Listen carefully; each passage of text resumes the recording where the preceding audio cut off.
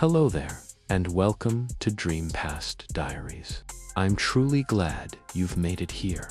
Maybe it's been a long day, or maybe you're the kind of dreamer who prefers to drift off to the sound of quiet thoughts and forgotten mysteries instead of counting sheep. Either way, tonight's story is yours to enjoy. You don't have to do anything now, just rest. Let your thoughts slow, your breath deepen, and your body grow lighter, as if gravity itself has begun to fade away. In the beginning, before the noise of modern streets and the glare of restless lights, there was a city that seemed to breathe through the dust, a slow and patient exhale of the earth itself. Babylon, the city of clay and quiet rivers. To imagine it as it truly was, one must forget the notion of speed and of sound. For Babylon existed in a kind of long, slow rhythm, like the turning of the Tigris in flood season, or the deep silence between two stars reflected in still water.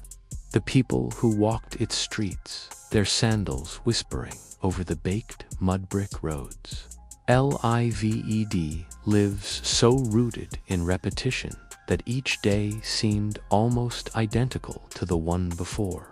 And perhaps that sameness was what gave them comfort, the gentle assurance that tomorrow would ask of them no more than today had required.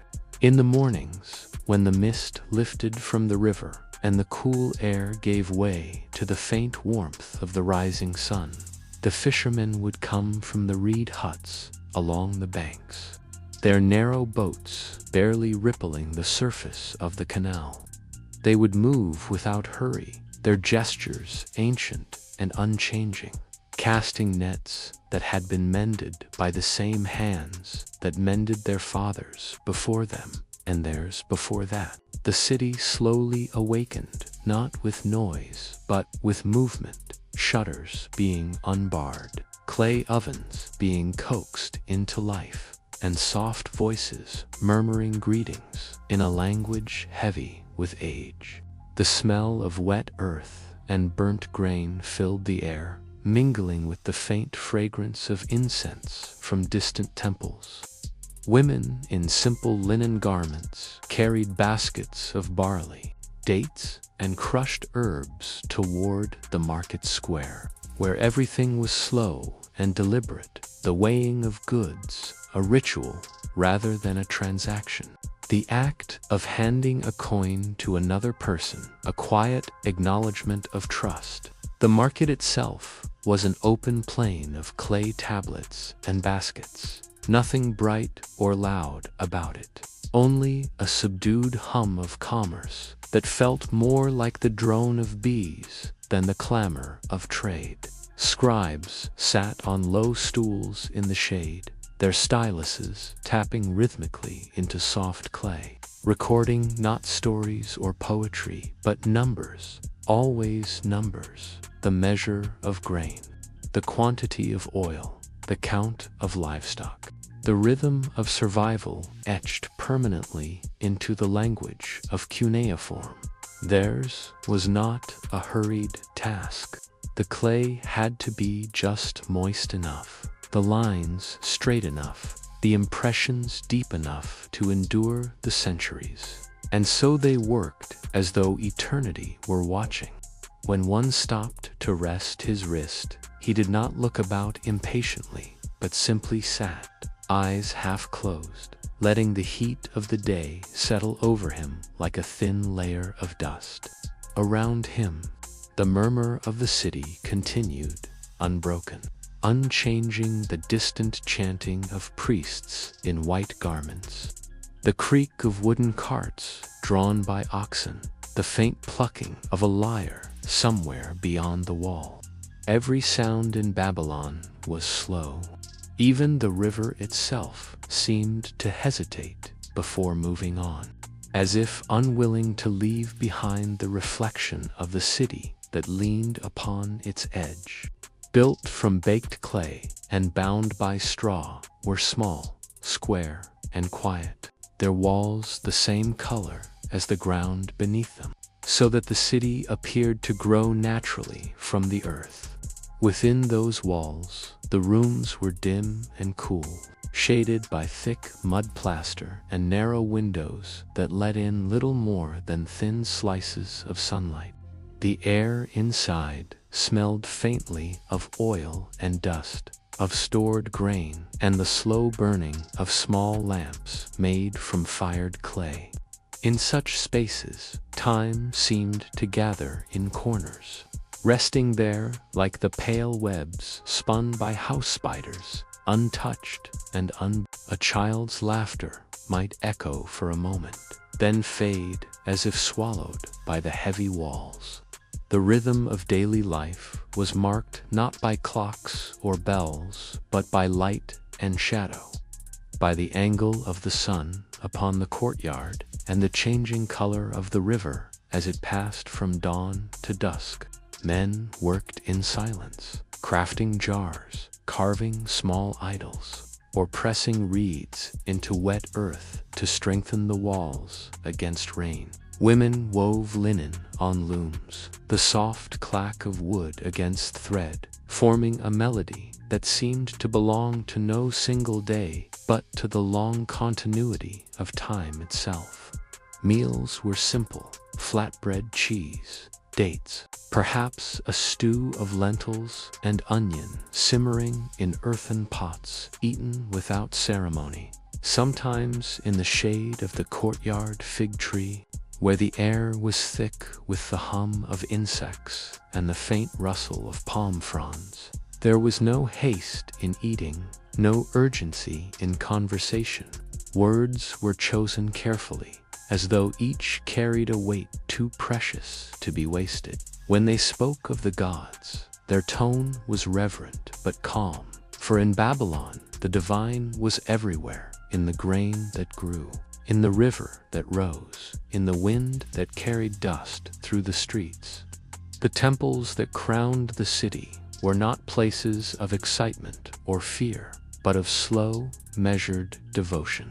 Inside their walls, priests burned incense that wound upward in pale threads of smoke, curling through the air like the thoughts of a dreaming mind.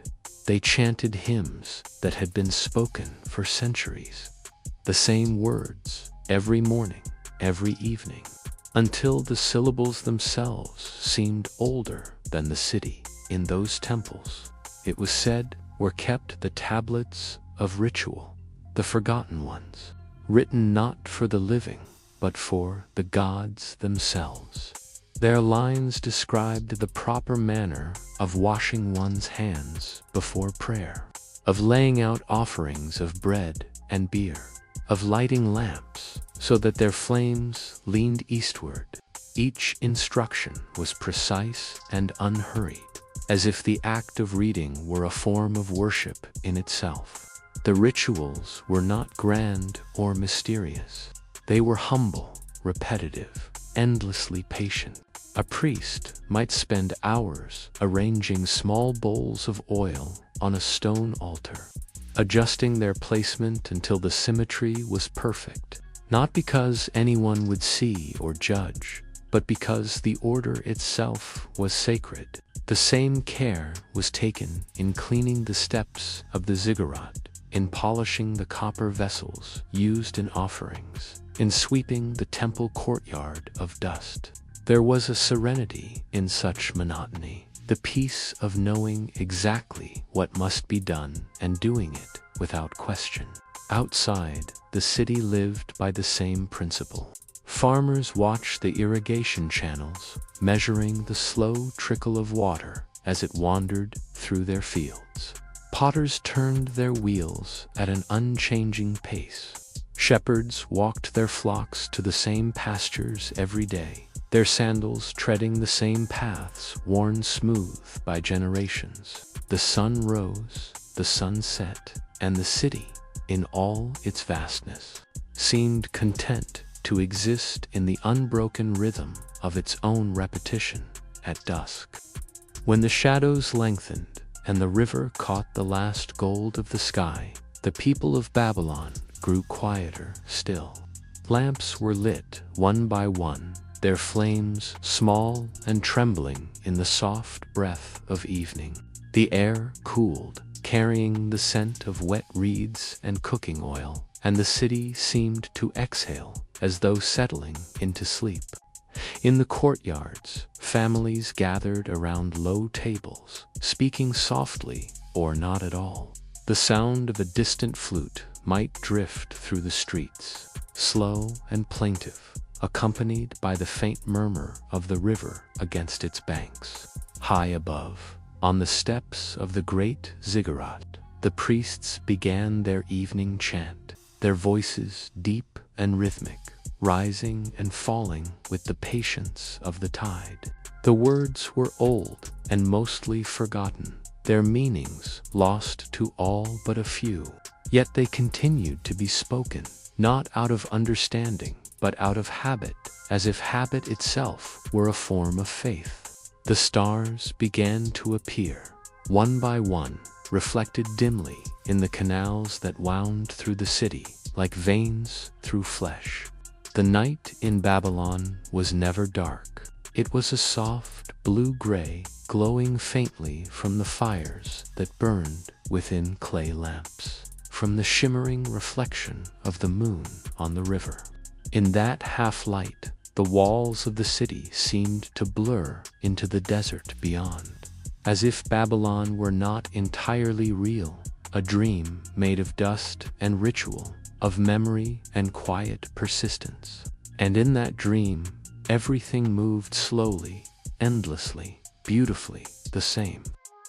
If one were to walk through the narrow streets of Babylon in the early hours before sunrise, when the lamps were still glowing faintly and the air held the coolness of night, one would find that even silence had a texture, a soft, thick stillness that seemed to hang between the walls like mist. The ground underfoot was made of packed earth mixed with crushed straw, and the soles of one's sandals would make no sound at all, only a soft press, a faint shift of dust. The city at that hour was half awake, half dreaming. A few figures might be seen moving quietly, a baker stoking his oven, a priest washing his hands at the temple basin, an old woman sweeping her courtyard with a bundle of reeds. The rest of Babylon still slept, and in that sleep it seemed to breathe with the rhythm of the river itself. The clay walls glowed faintly under the pale light of the stars, and every corner, every stairway, every rooftop appeared to hold memory of the day before, the year before, the countless generations that had risen and fallen beneath the same sky. In Babylon, clay was not merely the stuff of buildings. It was the body of memory. Everything was written upon it. The accounts of merchants, the hymns of priests, the laws of kings, the lists of offerings and debts. Even the smallest pieces of clay carried the weight of time. A broken shard from a forgotten tablet might still bear the marks of a stylus pressed by a steady hand 3,000 years before. And when the morning wind blew over the heaps of discarded fragments outside the scribal quarter, it seemed to whisper softly through those impressions, as if the clay itself remembered what had been written within the scribal houses, where the air smelled of damp earth and burnt oil. Young apprentices sat in silence, their fingers stained with fine dust. They learned not words first, but the discipline of the hand, how to hold the stylus just so, how to press the wedge into the clay at the perfect angle, neither too deep nor too shallow. For a mistake could not be erased, only smoothed over and done again. The masters spoke rarely, and when they did, their voices were slow and deliberate, their instruction more rhythm than command. The lessons began with numbers. 1 wedge for 1, 2, 4, 2, until the clay was filled with ordered symbols, each placed in quiet precision. The boys' hands moved carefully, their breathing steady, their minds focused entirely on the slow repetition. Outside, the first light crept across the rooftops, but inside, the rooms remained dim, lit only by the steady glow of a single lamp. The master would sometimes pause beside a student, watching for a long time before speaking. If the wedges leaned too far to the left, he might simply reach out and straighten the boy's wrist, then step back into silence. In this way, the knowledge was passed down, not through words, but through gesture, the slow shaping of the mind to the rhythm of the craft. When a tablet was complete, it was set aside to dry, and the room would fill with the faint scent of warm clay. Some tablets were then baked in small kilns, their surfaces hardening to a pale reddish hue, their marks preserved forever. Others were left soft, meant only for temporary use. The lists of daily rations, the tallies of laborers, the notes of grain received and oil distributed. Yet, even those, once discarded, became part of the city's memory, pressed into its foundations, buried under new floors, lost and yet enduring. As the sun rose higher, the scribes stepped outside, blinking at the light that spilled down the narrow lanes. Across the city, the rhythm of the day began again. The potters had already started, their wheels spinning, the faint creak and hum of them drifting through the air. Clay again, shaped now into jars, bowls, lamps, and figures of gods. The potter's hands moved slowly, rhythmically, the clay turning between his palms like a living thing. He spoke to it, sometimes, softly, as though coaxing it into being. Each vessel had a purpose, and every purpose was familiar. Some for storing grain, some for oil, some to hold the ashes of the dead. The potter's courtyard was warm and still, the air filled with the dry, powdery scent of dust.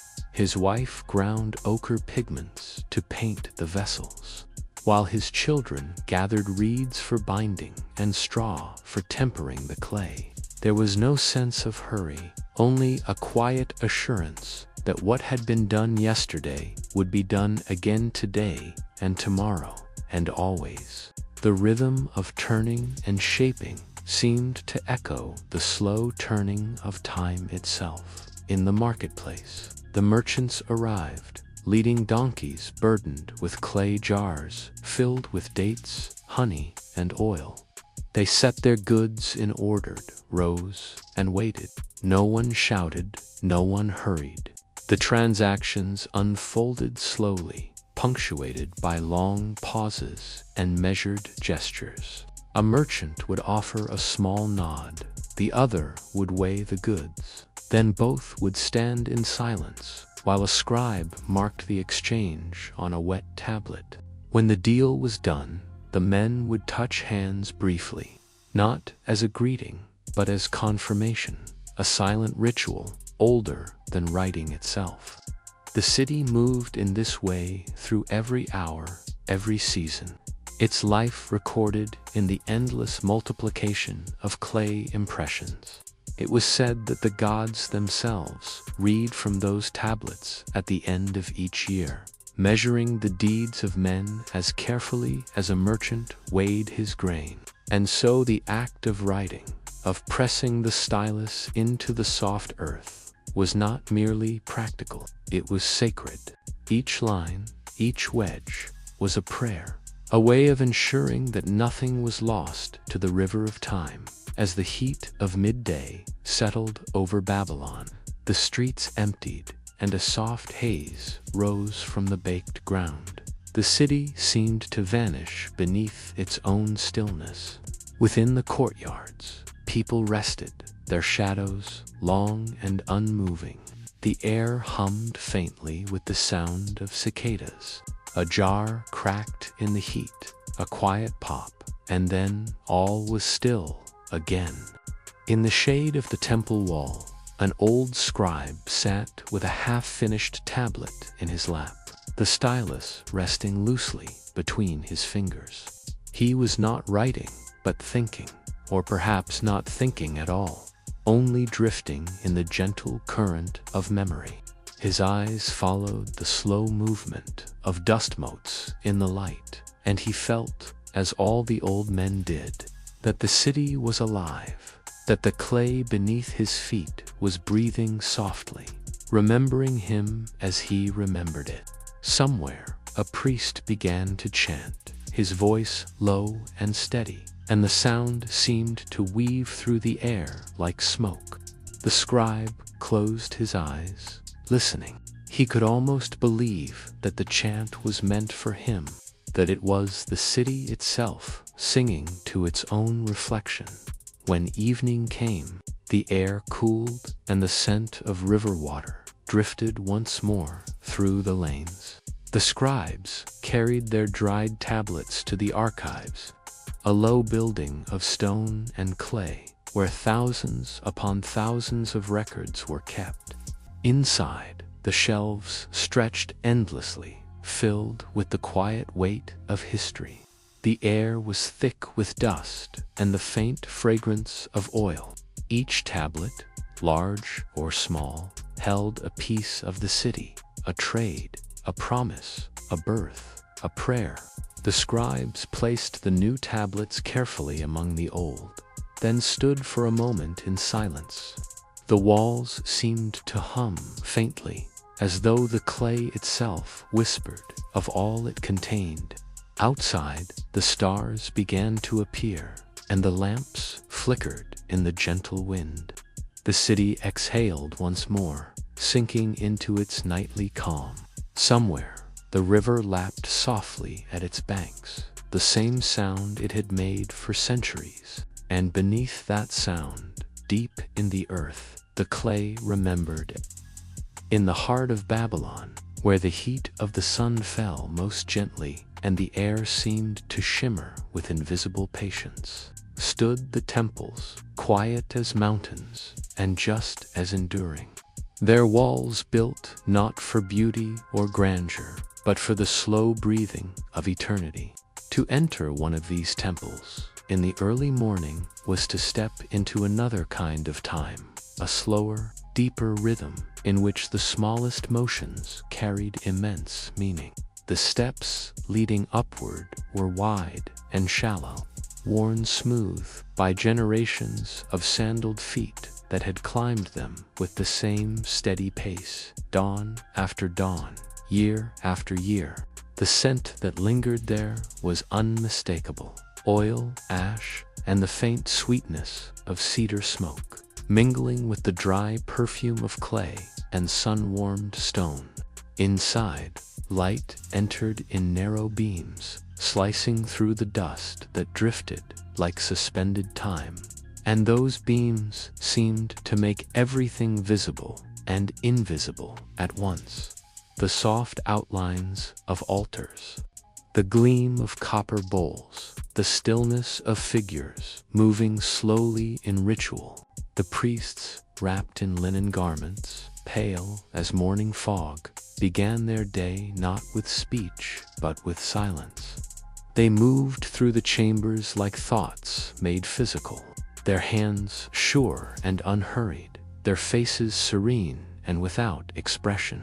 Every act, even the lifting of a lamp or the setting down of a bowl, was part of a sacred repetition so old that no one could remember its beginning at the first moment of light. They gathered before the great statue of the god, whose face was made not to see, but to be seen, calm, expressionless, gilded in places where the surface had not yet dulled with dust. The statue was not an idol of movement or life. It was a vessel for stillness. Around it, the priests began to chant in low voices. each note stretched thin like thread, woven into the slow air of the chamber. The words were ancient and almost forgotten, yet they persisted, repeated until they ceased to sound like words at all and became more like breathing, an endless inhalation and exhalation shared between humans and gods. As they chanted, other priests poured water into shallow basins carved from stone, washing their hands and faces in ritual precision. The water was drawn from the Euphrates before dawn, carried in sealed jars by servants who walked barefoot along the riverbank, their movements quiet as the flow itself. Each gesture in this long chain of ritual was guided by an invisible memory, a script no longer read but lived. The priests did not hurry, for the gods did not know time as mortals did. To them, every motion existed forever.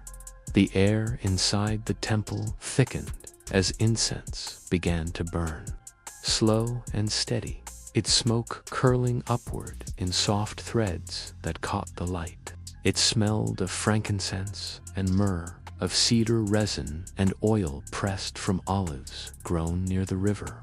The scent filled the lungs, quieting thought, slowing heartbeat, deepening breath.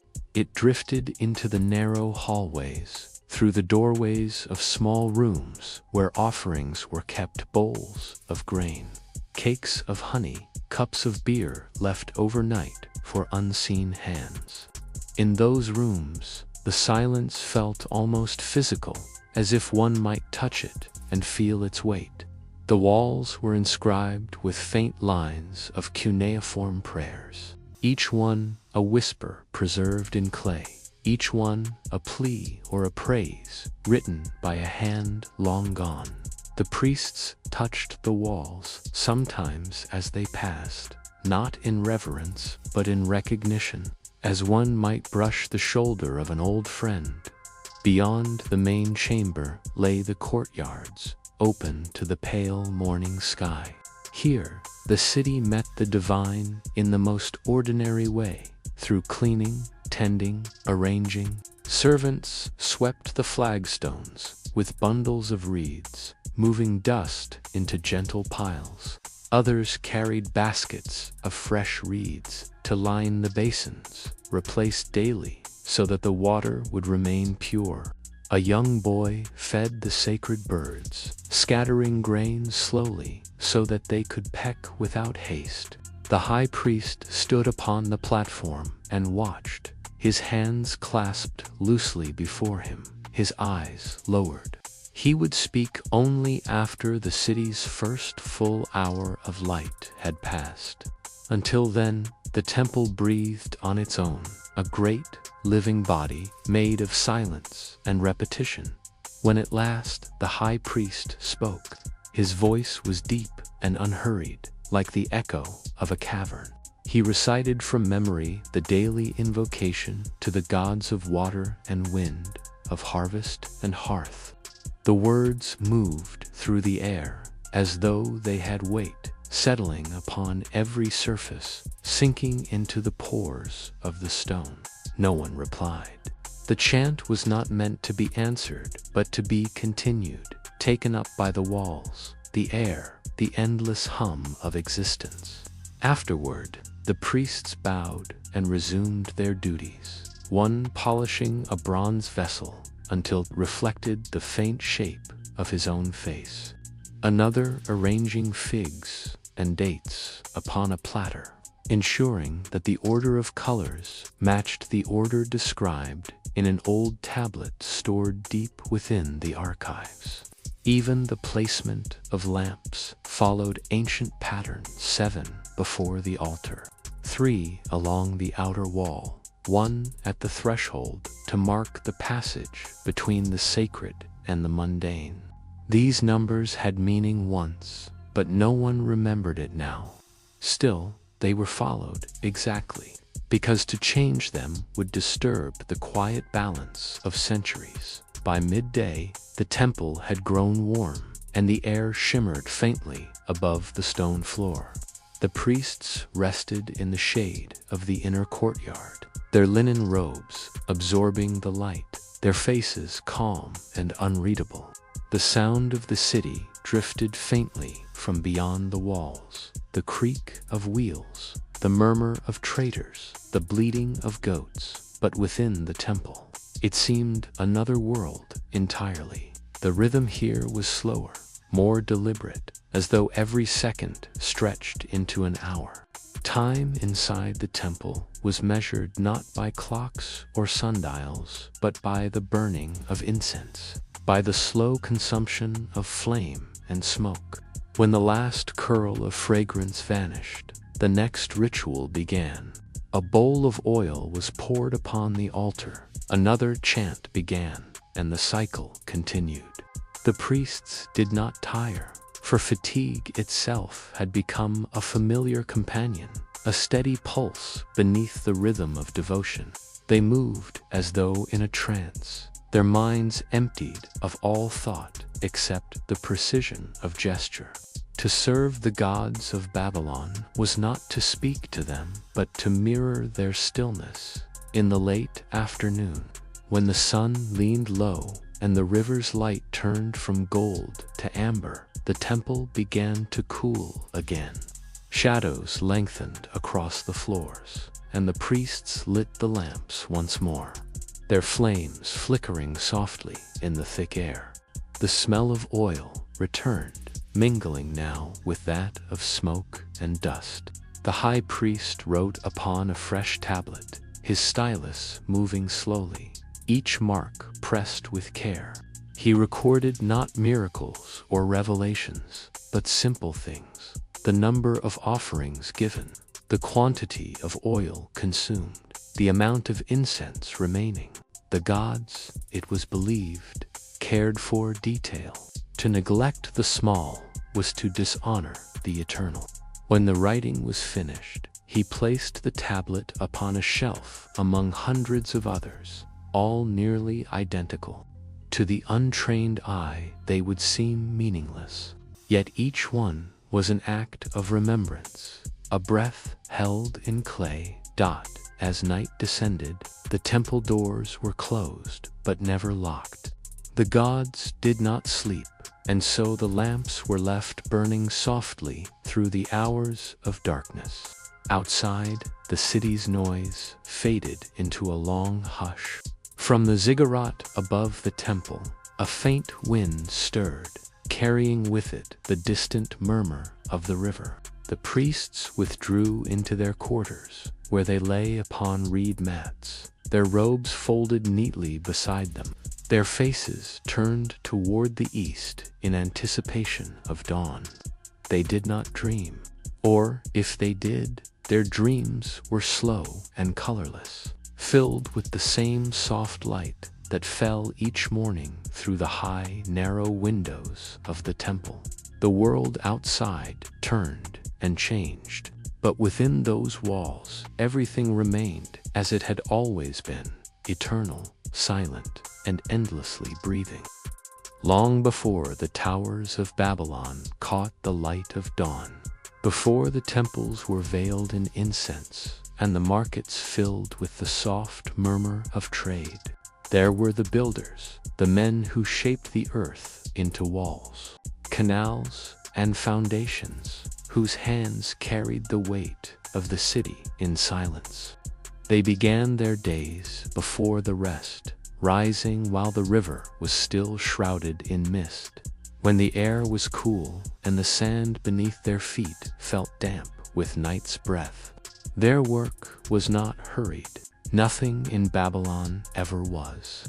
It was steady, rhythmic, endless, the same gestures repeated every day, year after year, until those gestures became as natural as breathing.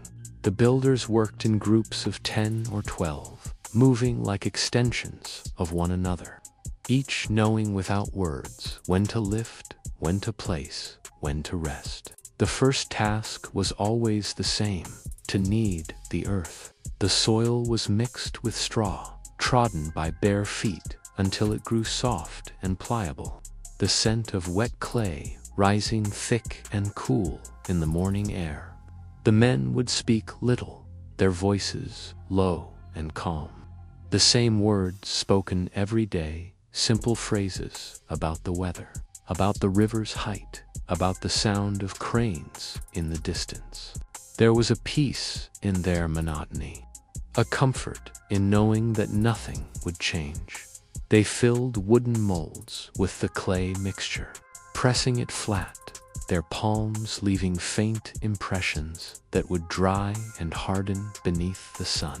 When the molds were lifted, new bricks lay upon the ground, lined in perfect rows like sleeping animals.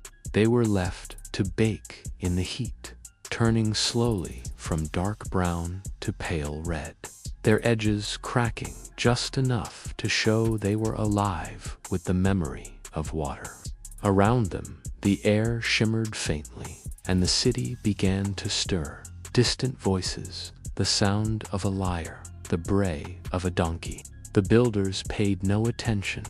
Their world was the earth before them. Once the bricks were ready, they lifted them carefully, carrying them one by one, each step measured, each motion deliberate. A wall did not rise quickly in Babylon.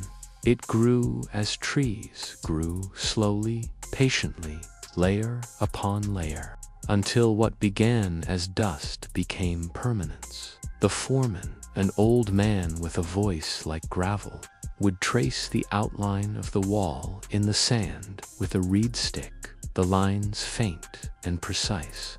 Around him, the younger men waited, leaning on their tools, eyes half closed against the light. When he finished, he would nod, and they would begin pressing bricks into place, sealing them with wet clay, smoothing the joins with their hands. The sound of their work was soft and steady, the slap of clay, the scrape of wood, the sigh of breath. No one shouted, no one hurried. Even when the sun climbed high and the air turned heavy with heat, they continued at the same pace, pausing only to drink from clay jars filled with river water that tasted faintly of silt and life.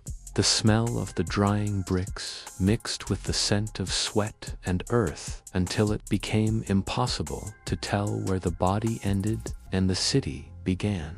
As the walls rose, they cast long, cool shadows that stretched across the ground.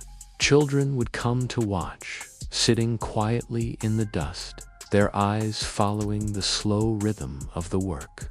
Sometimes, a woman would bring food wrapped in cloth, bread, olives, onions, and a small jug of beer, and the men would sit in a circle to eat. They did not speak much during meals. Their silence was companionable, filled with the steady hum of flies and the distant sound of water wheels turning along the canals. When they finished, they rested on their elbows, watching the shimmering heat above the bricks. There was a strange beauty in the unfinished wall, the raw lines, the uneven edges, the quiet promise of endurance. No one thought of completion. The act of building itself was enough.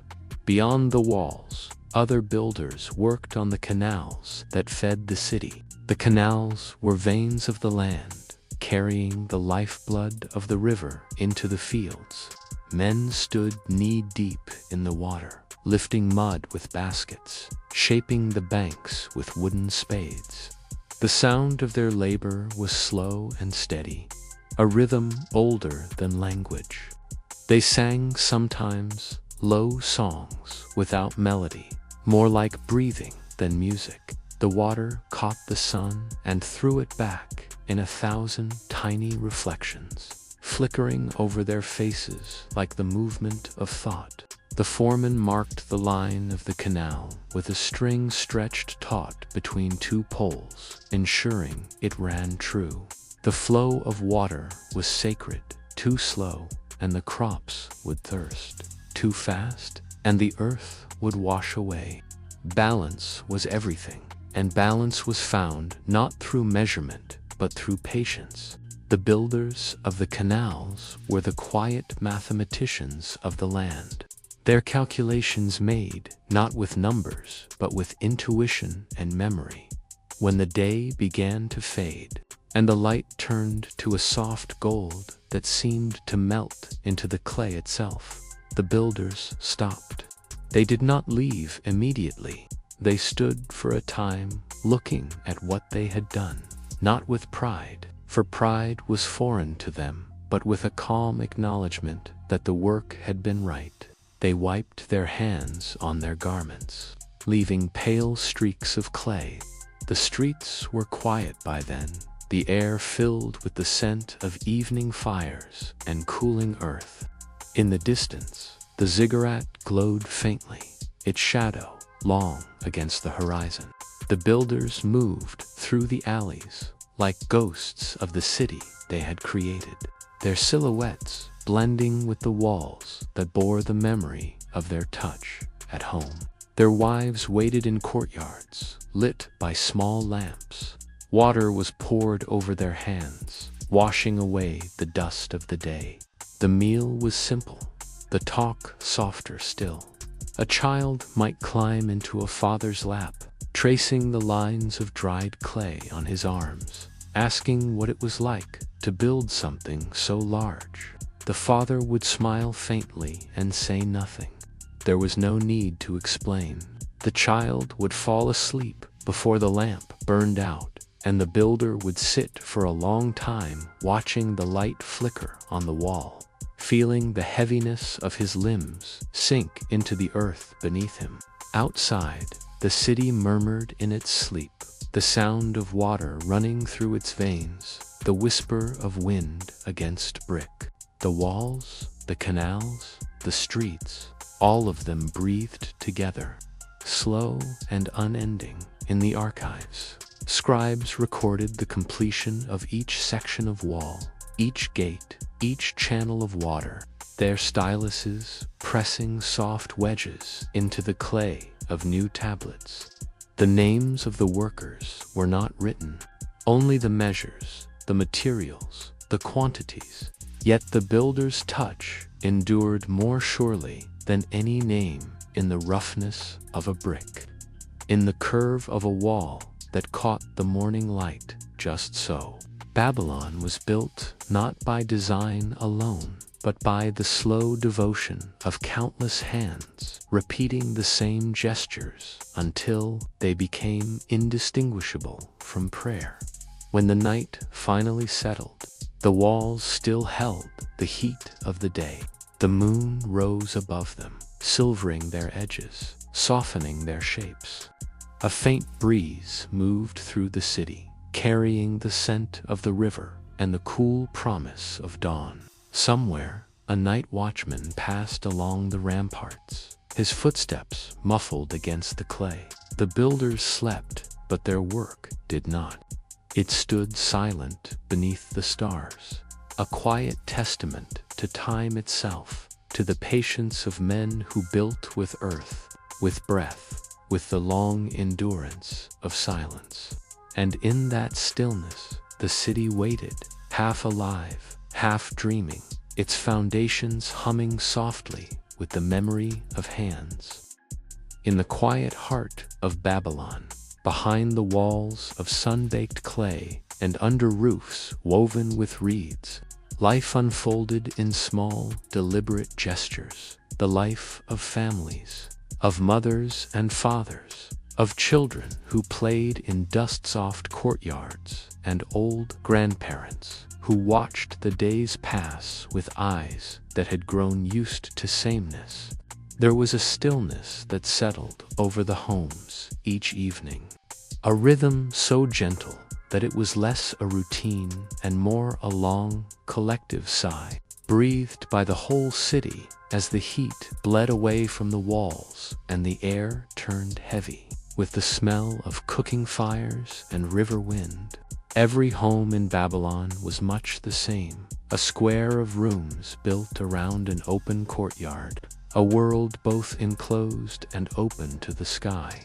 The walls were thick and cool to the touch, their surfaces smoothed by years of hands brushing against them in passing. Lamps of clay sat on small shelves, their oil wicks waiting to be lit at dusk. And in the corner stood a water jar, its wide belly holding the day's precious coolness as the sun sank. Women moved through the courtyards with slow precision, their garments whispering as they bent to tend the fire, grind the grain, and stir the clay pots that hung over the embers. The sound of a pestle striking grain was steady, soft, hypnotic, a slow rhythm that marked the hours between daylight and night. The scent of barley, onions, and lentils filled the air, mingling with the faint sweetness of dates and the sharper note of fermented fish paste used for flavor. Each motion was unhurried, the same as it had been yesterday and the day before that, and the day before that. In this sameness lay comfort, the peace of repetition. The women did not need to speak much. Their gestures were language enough. A glance toward the pot meant it needed stirring.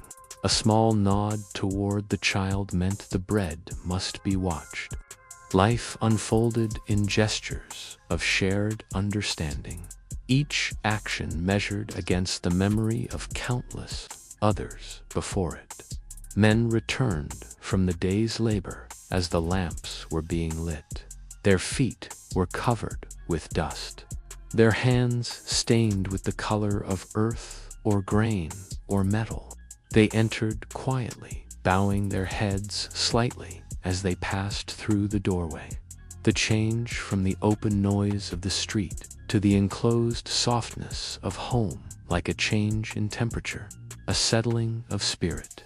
They sat near the low tables, washed their hands with water poured from a small jug, and waited for the meal. It was not a meal of ceremony, but of rhythm, bread baked on clay, lentil stew thickened with barley, small fish from the river, salted and dried. They ate slowly, with the quiet focus of those who work with their hands and know the worth of each bite. The children ate beside them, learning to chew carefully, learning to listen to the small silences between their parents' words.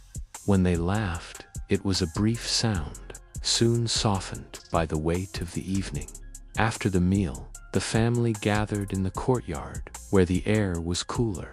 The men leaned against the wall, their backs pressed to the clay that still held the warmth of the day. The women sat beside the doorways, weaving or repairing garments in the last of the light, the fine threads glimmering faintly in their fingers. Children played with small toys carved from wood, animals, carts, and dolls shaped crudely but held with affection. Their laughter was quieter now, less like a game and more like a habit of happiness. The sky darkened slowly, changing from gold to gray to deep blue, until the first stars appeared above the courtyard. One by one, the lamps were lit. Their flames flickered gently, reflecting in the polished surfaces of bowls and jars, their shadows breathing against the walls like living things. The talk in these hours was never hurried. It was not meant to move toward any purpose. The men spoke of the day's work, the wall they had built, the grain they had milled, the boat that had come down the river carrying wood from the north. The women spoke of neighbors, of children, of the weaving that must be finished before the next moon. The old ones spoke little, only sometimes adding a word or two to remind the others of how things were once done.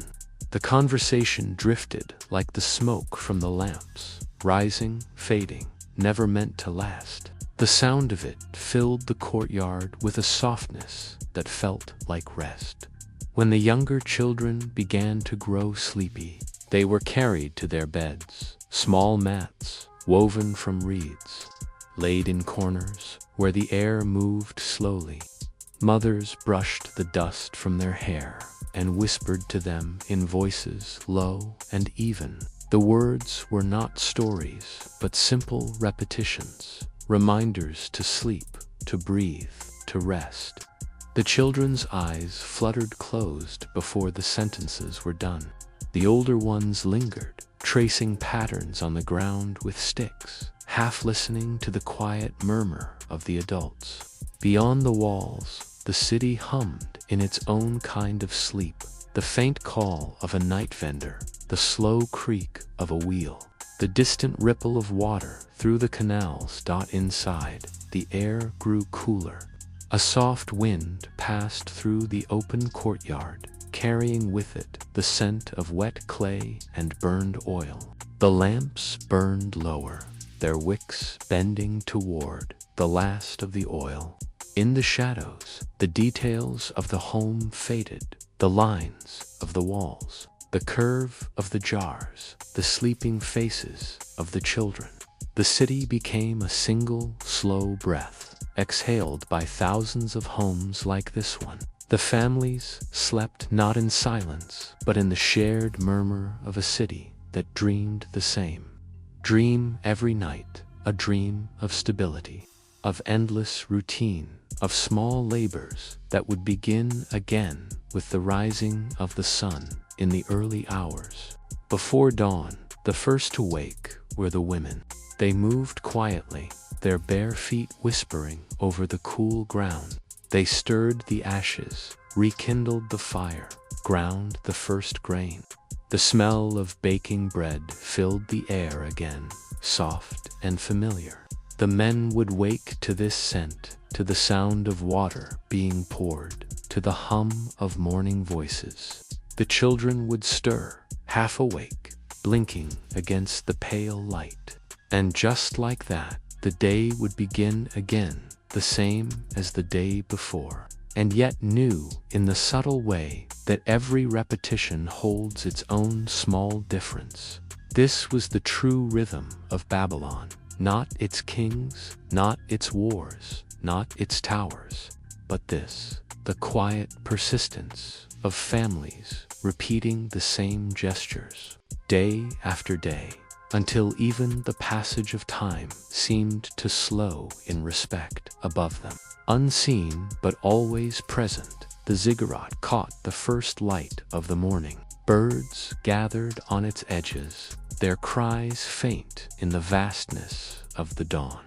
The city would awaken soon, the markets opening, the workers gathering, the sound of life returning to its gentle hum. But for now, in this hour between sleep and work, there was only stillness, a stillness woven from the thousands of small breaths of sleeping families, the scent of clay and grain, and the faint flicker of lamps surrendering to daylight.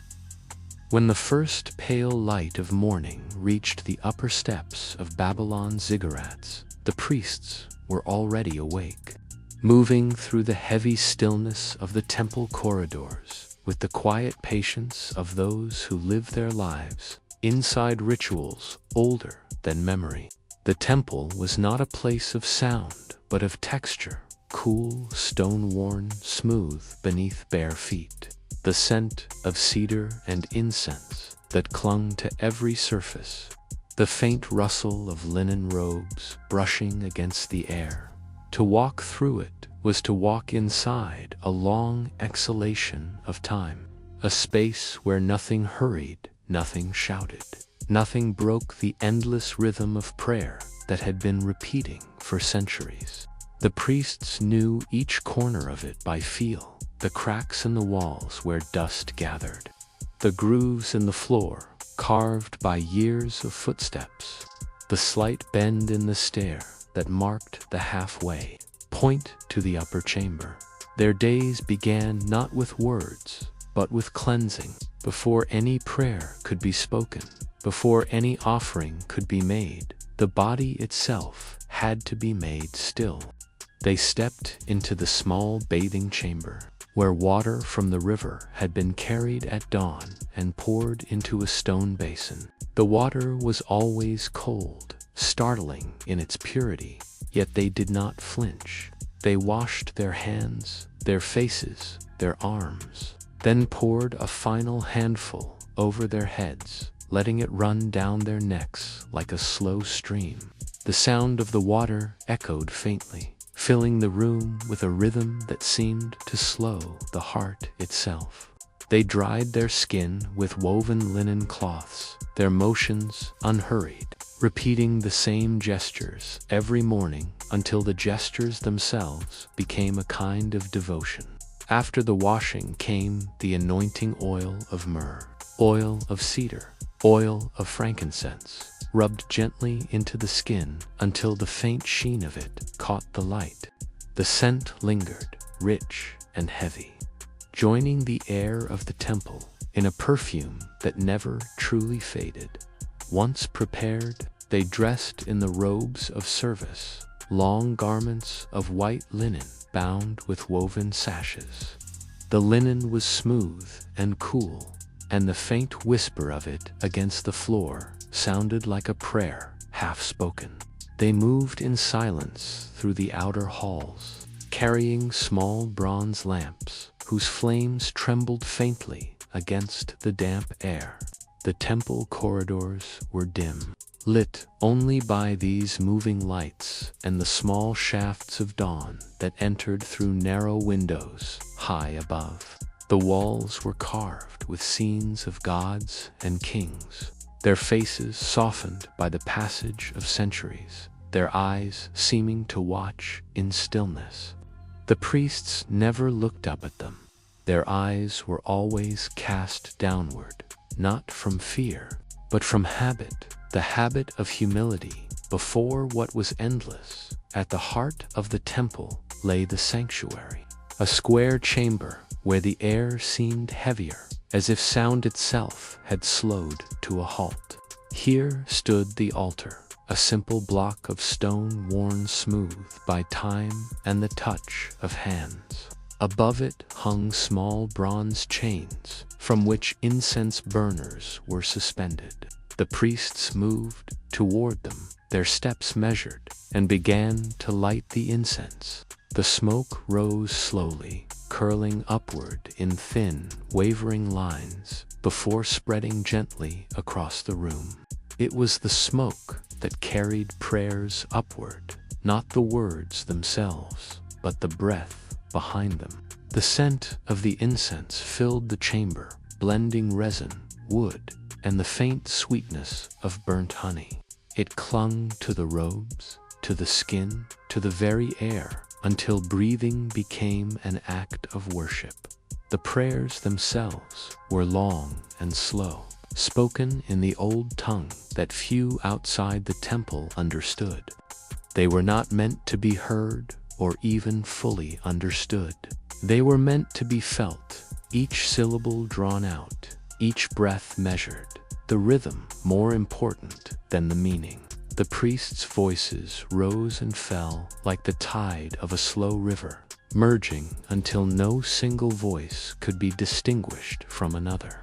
Outside, the city began to stir, but inside, the world remained still.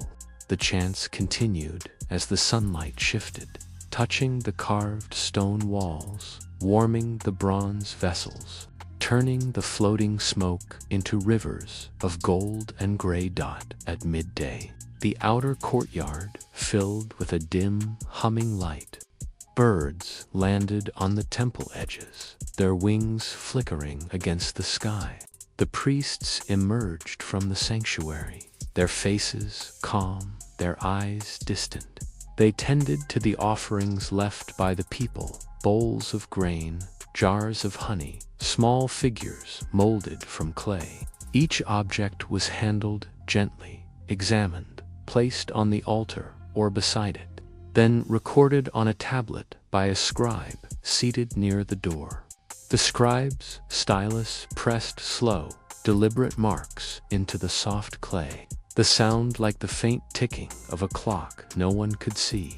Every offering, every gesture, every breath had its place. and nothing was done without meaning. Even the act of sweeping the floors was sacred, for the dust that gathered there was dust of the god's own house. When the sun reached its highest point, a deep silence fell. The air inside the temple thickened, as though it were holding its breath. The priests rested in the shade of the outer portico, drinking small sips of water flavored with mint and salt. They did not speak. Words were for prayer, not for rest. The shadows shifted slowly over the flagstones, marking time not in hours, but in the gradual softening of light. A cool breeze drifted in from the river, carrying the faint smell of reeds and mud. Mingling with the incense that still burned inside. By late afternoon, the final rituals began. A jar of oil was poured onto the altar stone, spreading in a slow golden sheet that caught the light like liquid fire. A priest lifted a small brush of reeds and drew it across the surface, tracing symbols older than writing itself: circles, spirals, the sun, the river, the unseen breath of life. Each motion was deliberate, each pause long enough to make the silence around it feel alive. The oil seeped into the stone, darkening it, as if the altar were drinking what was offered.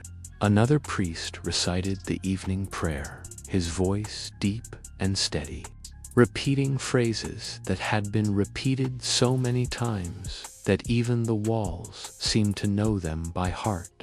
When the last word faded, the lamps were lit once more.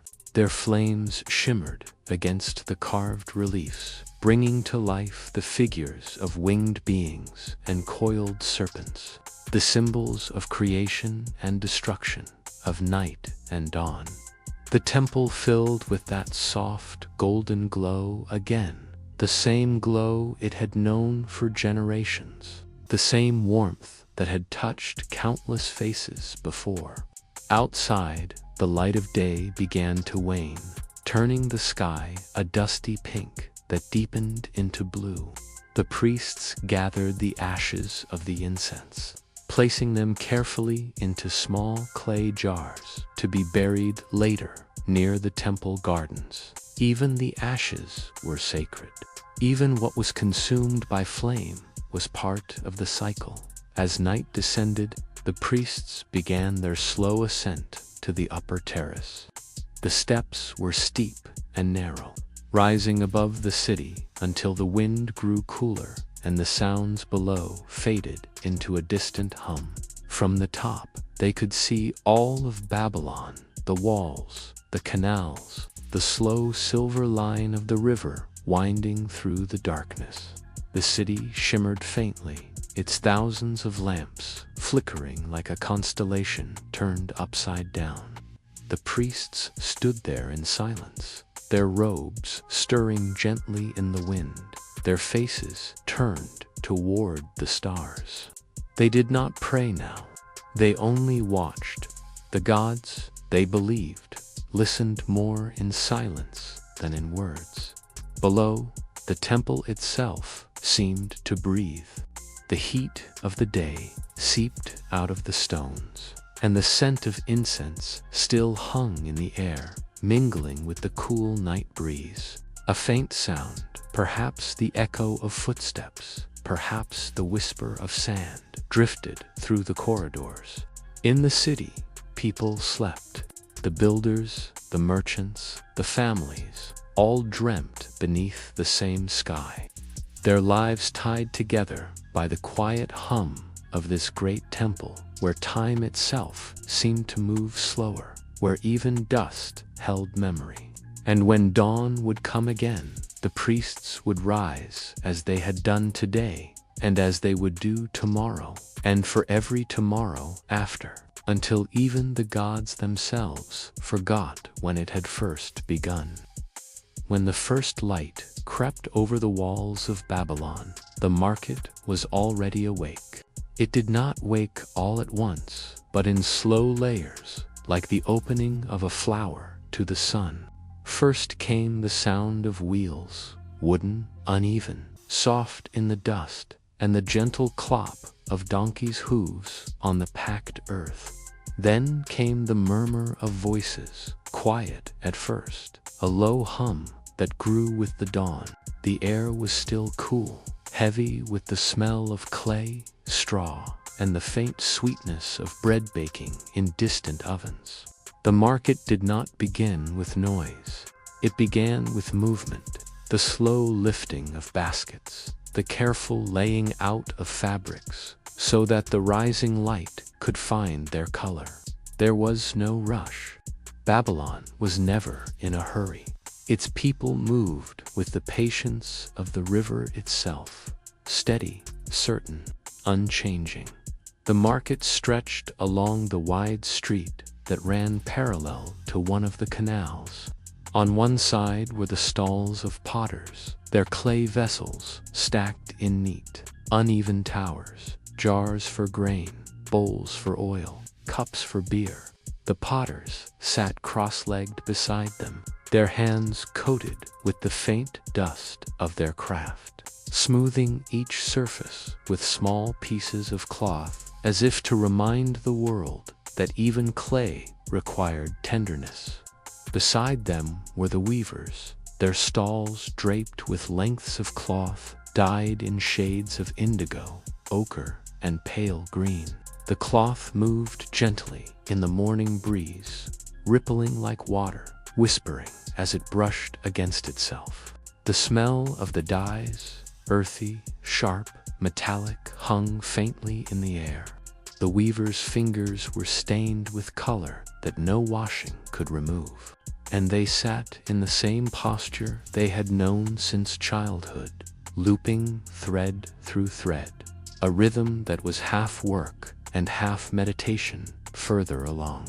The spice sellers unpacked their wares, baskets of crushed herbs, small jars of oil, piles of seeds that looked like dust but smelled of faraway lands, cinnamon, cardamom, coriander, myrrh. Each scent seemed to tell of distance, of deserts crossed, of caravans that had moved slowly beneath the endless sun, of rivers followed until their waters grew salty with the sea. The merchants moved carefully, measuring by sight and feel rather than by weight, trusting their hands more than any scale. When they spoke, it was softly, their voices low and unhurried, as if the air itself demanded gentleness. Across the canal, where the morning light reflected in pale ripples, came the fishermen.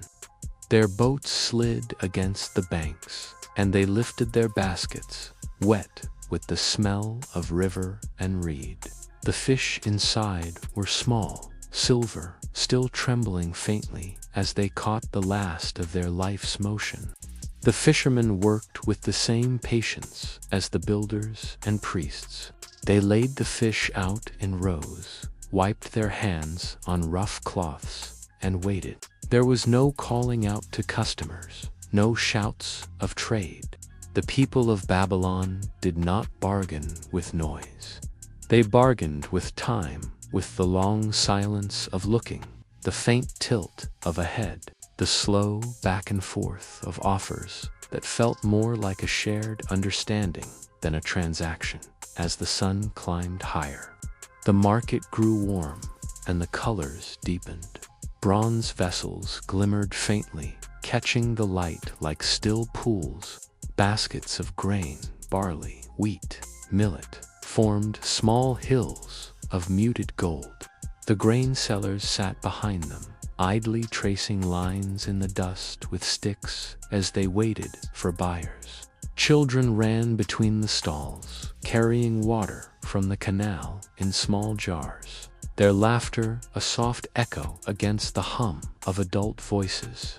A dog slept beneath a table, its fur rising and falling with the rhythm of the day. Above all of it drifted the smell of life, sweat, spice, bread, and earth, a smell that was neither pleasant nor unpleasant, only real, only ancient, as though the air itself had been breathing the same scent for thousands of years. Midday came slowly. The heat settled over the market like a blanket, and the pace slowed even further. Merchants pulled cloth awnings across their stalls to cast narrow bands of shade. Buyers sat to rest, sharing cups of watered beer or chewing dried dates while they spoke in soft, rhythmic tones. Trade continued, but the gestures grew smaller. A hand reached out, lifted a bowl, set it down. A coin changed hands.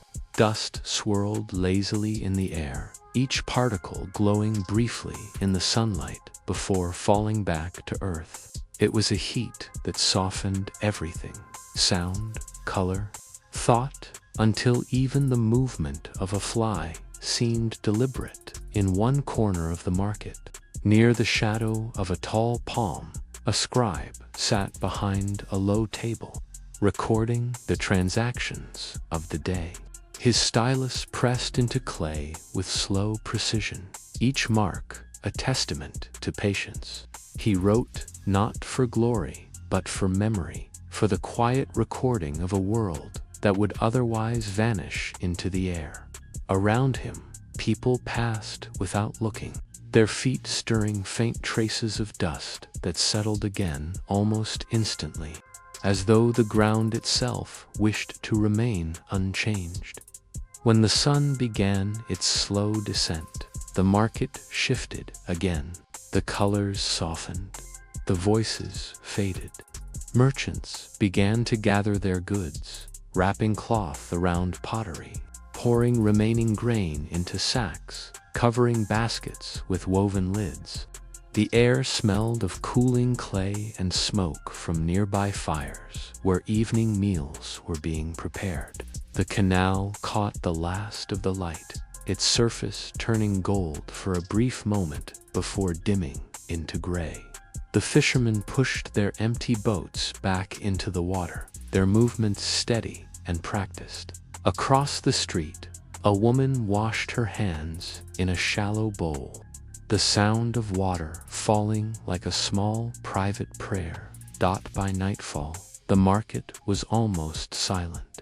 Only a few lamps burned small, flickering flames that made the shadows dance along the walls. A stray cat passed through, unseen except for the glint of its eyes.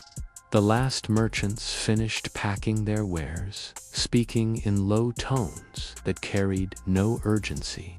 They would return tomorrow, and the day after, and the day after that. The market was not an event, but a breathing thing, inhaling life with every dawn and exhaling it again with every dusk. It needed no excitement to survive. Its power lay in the endless repetition of its quiet rituals. And so, as the city slept, the market dreamed.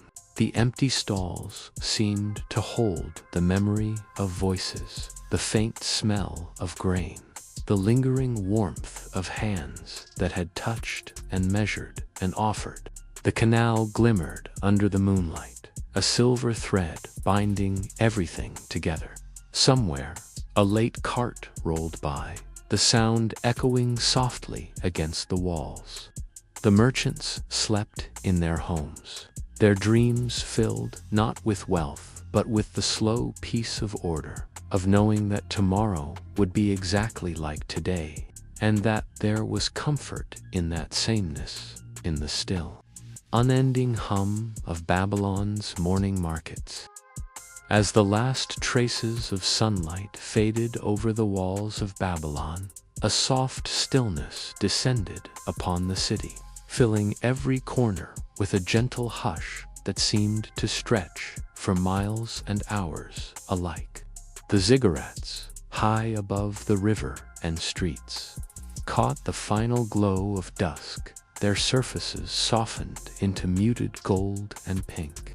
The sharp edges dulled as though the air itself had pressed a finger over the city's face, smoothing it into calm repose. The streets, once filled with the steady hum of labor and the muted chatter of markets, now carried only the faint echo of distant feet or the occasional rustle of a cat weaving between clay walls. Lamps flickered behind doors, casting long, wavering shadows on walls and doorways, shadows that moved slowly, as if reluctant to leave their posts before the city had fully inhaled its evening calm. There was a rhythm here that belonged only to night, slow, deliberate, unchanging, like the movement of water along the canal, or the faint sigh of wind through palm fronds, or the soft shifting of dust that had gathered over centuries of human breath. Inside the homes, families settled into their habitual evening routines, each motion slow and measured, as if aware that the city itself was breathing around them. Women washed the hands and faces of children, rubbing away the dust of the day, their fingers careful and patient. Children crawled onto mats woven from reeds, their small bodies curling into the cool folds of linen blankets. Fathers leaned back against the walls, their hands resting across knees or folded gently in laps, their eyes lowering as the soft weight of sleep drew near. Conversation was minimal, a quiet murmur that never rushed toward an ending, each word measured and unhurried, drifting into the night like a faint melody. The air inside each home was dense with familiar scents, the sharp temps of baked bread, the lingering warmth of simmering stew, the faint perfume of oils used for skin and hair, and the dry, earthy aroma of clay walls cooled by evening. Even in this simplicity, there was ritual, the careful placement of bowls and cups, the folding of garments, the gentle closing of shutters to keep the night quiet, the brushing of dust from floors, all repeated slowly and perfectly each day. Outside, the canals reflected the dim moonlight, turning their surfaces into silver ribbons that ran through the heart of the city. The water moved without urgency, carrying the faint scent of reeds and river mud, the faint echo of distant footsteps, and the soft creak of the last riverboats making their slow passage to more. Occasionally, the wind whispered through narrow alleys and open courtyards, stirring the dust, the straw mats, the hanging garments, and the faint smoke from dying fires, sending a gentle, almost imperceptible shiver through the city. Each alleyway, each wall, each doorway seemed to exhale the day's memories in tiny, unnoticed movements. A basket tipped slightly, a broken tile resting quietly against a wall, a stray animal curled and shifting with the pulse of life that had not yet slept. Even the ziggurat seemed alive in its stillness, the great stairways leading up into darkness like a spine holding the city upright, a silent witness to all that had been, all that would be, and all that simply was. The priests, who had spent their days in incense and ritual, moved quietly through their chambers, preparing the final lamps for the night. The smoke of last offerings mingled with the cool night air, carrying the scent of cedar, frankincense, and myrrh through narrow hallways and high-ceilinged rooms. Their chants were soft, slow, almost imperceptible, more like breathing than speech, their rhythms syncing with the pulse of the city until even the walls seemed to hum faintly in response. The lamps flickered and stretched long shadows across polished stone and clay basins, across hieroglyphs worn smooth by countless fingers, until the shadows themselves seemed to sleep. The air inside the temples was thick and warm, holding the memory of thousands of quiet movements, of hands lifted, of incense waved, of oil poured, and of words spoken softly in devotion, all settling into the night like gentle sediment on a riverbed. Even the city's animals slowed their motion. Goats and sheep rested in small pens, the faint jingling of collars fading as their breathing synchronized with the slow rhythm of the night. Birds that had been awake for the day now tucked their heads beneath their wings along the temple edges, and the occasional flutter of a wing seemed loud in comparison to the vast hush around them. Dogs lay in courtyards, paws tucked beneath their bodies, ears twitching only at the slightest disturbance. The river's current, the wind in the palms, the distant sound of a cart returning home, all blended into a single, constant background of calm that seemed to stretch beyond the city walls and into the stars above.